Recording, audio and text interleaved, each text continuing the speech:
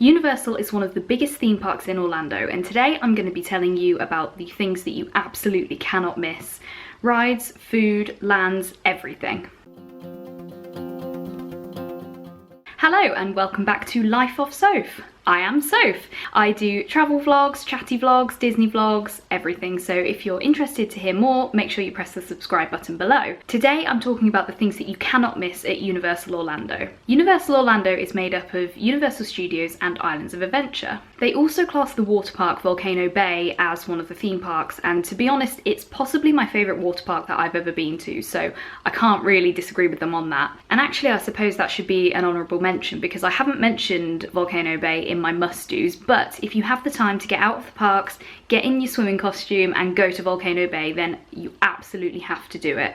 If nothing else, the rides are amazing and they've really integrated technology, so you get a tapu tapu that goes on your wrist. It's a bit like a magic band if you're a Disney fan, and you can use it for interactive elements, virtual queues, everything. So if you can go to Volcano Bay, do. But if you can't, then here's the top 12 things that you should definitely be doing at Universal Orlando. Number one, I don't think anybody can dispute, and it's basically Harry Potter. Everything Harry Potter in the parks you absolutely cannot miss. For those who don't know, there's a Harry Potter section to each of the theme parks. So in Universal Studios Florida, it's the Diagon Alley area, and in Islands of Adventure, it's Hogsmeade. Hogsmeade was the first area created, I believe it was in about 2010, and it contains 2 rides, various shops and eateries, and it's so well themed.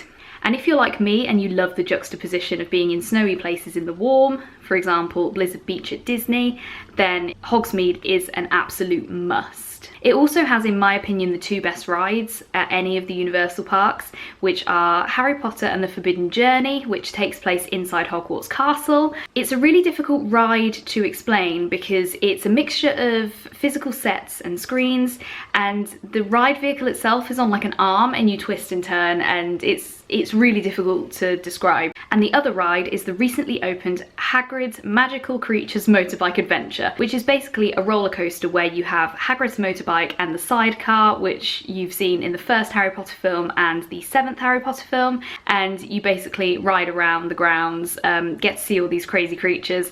It's thrilling and it's also so different, and again, it's got a very innovative section in the middle, which I won't spoil, but if you want to see it, obviously you can go and watch a ride through.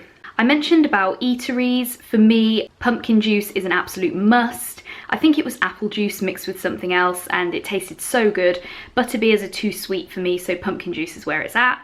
However, I do love butterbeer ice cream. You can only get it 2 places in the world, one of which is the Wizarding World in Orlando, the other is the Harry Potter tour in London, and I absolutely love butterbeer ice cream. That isn't too sweet for me. And when in Rome, or when in Hogsmeade or Diagon Alley, eat as the wizards eat. I guess that was 1 and 2 really, and it leads me on nicely to number 3, which is King's Cross train station. Now, especially if you're British, this is an absolute cannot miss.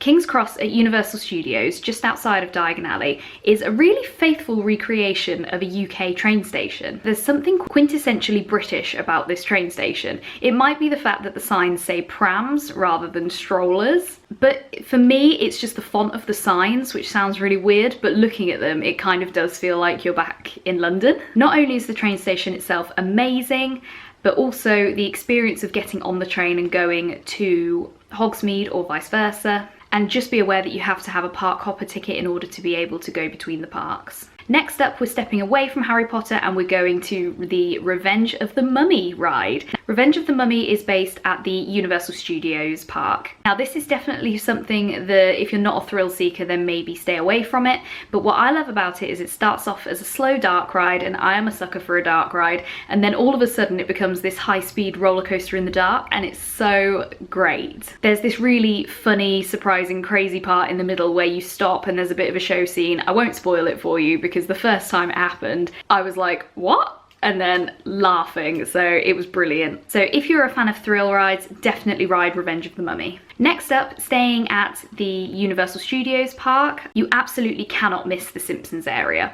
I don't know if it has an official name, but it kind of is self-explanatory. In the Simpsons area, you've got the Fast Food Boulevard, which has lots of Simpsons-themed restaurants. You've got the Kang and Kodos ride. You've got the Simpsons ride, which is a screen-based 4D attraction. You've got a bunch of carnival games, so if you've got kids kids, that's a great place to go. And of course they serve Duff beer, and they have a faithful recreation of the Quickie Mart. It's the perfect place to get photo opportunities, particularly if you're a Simpsons fan. And I think if nothing else, it's a reflection of the hard work of the designers who put it together, because it really is amazing. Number 6 is actually outside the parks. So within City Walk, you can see the Hard Rock Hotel. And what you may not know is that there's actually a section of the Berlin Wall outside the Hard Rock Hotel. For those who don't know, the Berlin Wall came down in the 1980s, when previously you had West Germany and East Germany. And for whatever reason, the Hard Rock Hotel has a piece of the wall in its grounds, so you can just go and see it if you want to. If you're looking for a weird attraction, then I guess that's one. Next up is typical for me because it's a seasonal limited edition offering, but the Tribute store at Universal Studios. This is a store that regularly changes its theme, so they have Halloween ones, they have Christmas ones. At the moment they've got a Jaws / Back to the Future / E.T. store. So it basically is harking back to all the old rides that they used to have, which I think is a really great idea, and it feeds into the nostalgia that just sells so well. So if you're like me and you're a sucker for limited edition, you cannot miss the Tribute store. Staying on the theme of shopping, if you are a big shopping fan like I am, you must go to the Universal Studios store at the front of the Universal Studios park. I think it's the biggest store in the parks at the moment, albeit I think they have just opened or are just about to open a Universal store in City Walk. But for me, this store has a really good overview of all of the merch, and it's also the perfect location. Just as you finish your day heading out of the park, you can pick a few things up and it saves you having to carry them around the whole time. For number 9, I don't know if this exists anymore, and I'm going to be so gutted if they've taken it away, but it's the Donkey Meet and Greet. Again, this is at the Universal Studios park, and previously it was near the Shrek 4D attraction, which recently closed, which is why I'm not sure if it still exists or not. But oh my goodness, they must have had a voice actor somewhere, because Donkey just spoke like, if you said your name, they would talk back to you sort of thing. So it was such a cool experience, and oh my goodness, he was so funny and very cheeky. So very true to the original films. And if you're a Shrek fan, make sure you keep an eye out for that, because it was so popular that even if it's closed because of the Shrek 4D closing, hopefully they're going to bring it back somewhere in some capacity. Number 10 is another store, and this is SpongeBob Store Pants. Now, you might guess from the name, this is a store based on SpongeBob SquarePants. Again, it's at Universal Studios Florida, and inside they have it all set up basically like massive photo ops. When I was last there, they also had photo opportunities with Squidward inside, which was pretty cool. If you're a SpongeBob fan, you absolutely cannot miss it, but to be honest, if you're a fan of theming, make sure you go. Even if you don't buy anything, just have a look around and appreciate all the work that's gone into kind of trying to recreate the cartoon. Number 11 is Jurassic Park River Adventure. Now, this is a ride in Islands of Adventure. It's, as you may have guessed from the name, a water ride based on Jurassic Park, and it's kind of got that great mix of slow boat ride and then thrill at the end. I remember it being kind of long, and obviously the whole ride is building up anticipation because you're waiting for a dinosaur to come out. It's great to cool off on a hot day, and also it's good fun as well. And finally, what day at Universal is complete without a picture of you in front of the Universal Globe? This is in City Walk. You can take photos of yourself in front of it from either the entrance to Universal Studios or Islands of Adventure. It's really conveniently placed. But did you really go to Universal Orlando if you don't get a photo in front of the Globe? So you absolutely have to do it.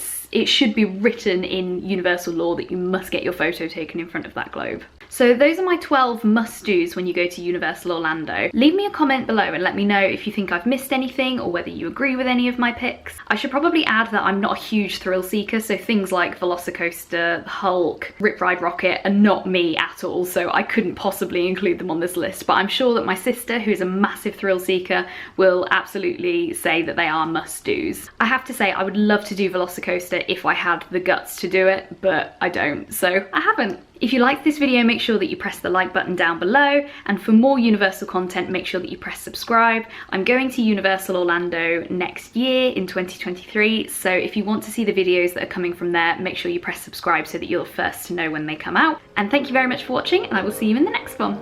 Bye!